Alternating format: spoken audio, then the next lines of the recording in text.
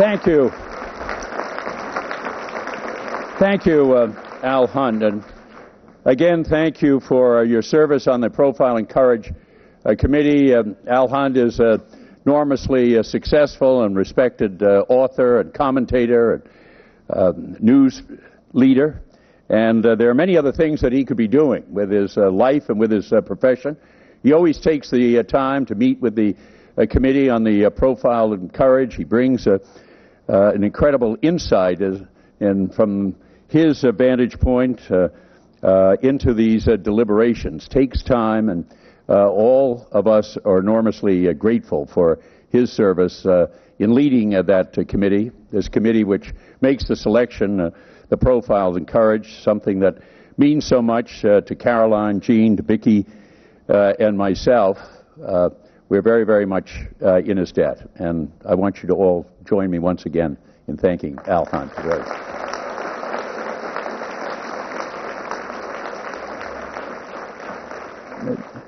Today we honor two Americans who are impressive examples of courage and grace and leadership.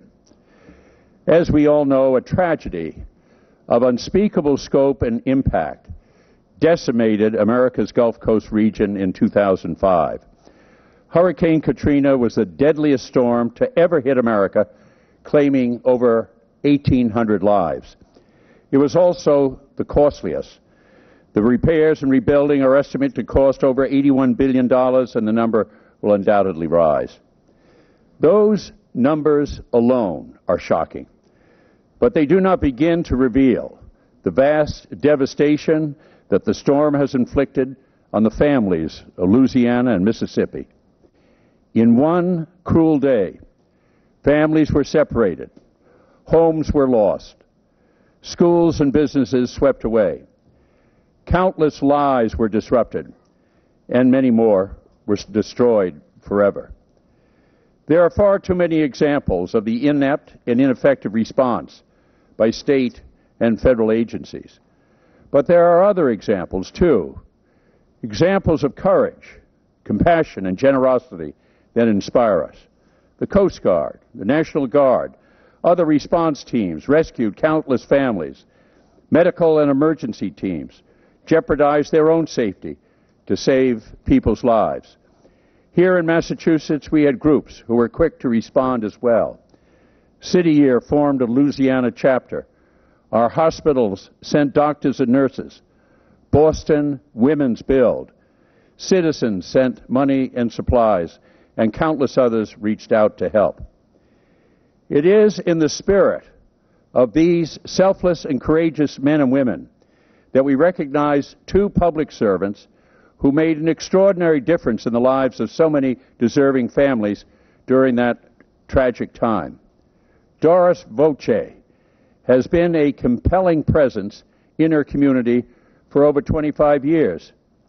Her passion is her classroom, and she has worked brilliantly over the years to improve education for the children of St. Bernard Parish, Louisiana. She was superintendent of schools when Katrina came ashore. She rode out the storm in Chalmette High School, having rushed there to save records and equipment as the storm approached, and to help oversee about 250 of the sickest and most disabled citizens of her parish, who were also gathered there.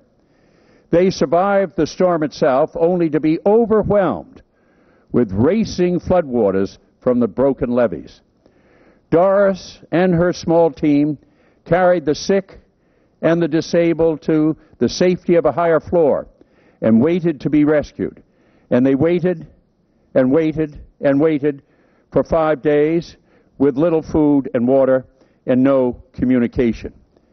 In the meantime, 1,000 more people were brought to the second floor of the school, stretching emotions and facilities to the breaking point. On the 5th day, Canadian rescuers arrived. Depression and despair were everywhere. But Doris Voce didn't give in. She went to work to rebuild her schools so the children of St. Bernard Parish could come back home. She moved mountains to make it happen. Against all odds, with little or no help from officials and few resources, she persisted and succeeded. And 2 months after the storm, with creativity and determination, Doris opened the first school and welcomed about 300 students back to St. Bernard. The healing began. And without the selfless dedication of Doris, it might never have been possible. Others might have found the challenge too overwhelming, but not Doris. She knew that the schools were critical for the recovery of the community, and she never gave up. She's an inspiration to us all. At the same time, several hundred miles away, 250,000 evacuees from Katrina were arriving in Houston. Think of it. 250,000 people arrived in a strange city with no personal belongings except those they were able to carry. The people of Houston opened their city and their hearts to them. Under the leadership of Mayor Bill White, municipal resources were mobilized. Cots were set up in the Astrodome. Food, clothing, and medical care were provided. It wasn't home, but it was safe. They were homeless, drained by hunger, and traumatized by the magnitude of the devastation they experienced. And they arrived, or were brought, to a city they didn't know and that didn't know them. But under the leadership of Mayor Bill White, the people of Houston opened their city and their hearts to them. The mayor mobilized municipal resources. He provided beds, food, clothing, and medical care. If Houston wasn't yet home, it was welcoming and safe. Mayor White didn't stop with a warm welcome. He absorbed tens of thousands of new children in the school system. He offered a way for families to move on to new lives.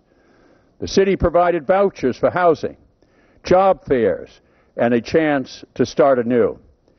Under his leadership, a coordinated effort began, and church, civic leaders, the regional business community, citizens, and volunteers worked together to provide the help they needed. And as the months passed, Mayor White endured sharp attacks for his efforts from the naysayers. But he also earned the praise of countless civic leaders for the bold steps he took in one of the most innovative humanitarian efforts in the nation's history. He also earned the deep gratitude of hundreds of thousands of evacuees who had new lives and new hope. The mayor is an excellent example of public service at its best. By his example, he has demonstrated what America can be at her best. We are all deeply indebted to him. I know that President Kennedy would have admired both of our honorees. He believed that public service was an essential part of our national life. As he once said, our problems are man-made and therefore can be solved by man. And man can be as big as he wants. There's no problem of human destiny is beyond human beings. Man's reason and spirit have often solved the seemingly unsolvable, and we believe they can do it again. Our honorees today affirm his belief in the power of visionary leaders who are as big as they need to be when destiny calls. I commend Doris Bochet and Bill White for all they have accomplished in such a difficult moment and when so many others faltered. They have worked miracles already, and I know that they will produce even more in the years ahead. Our nation is a better place because of them.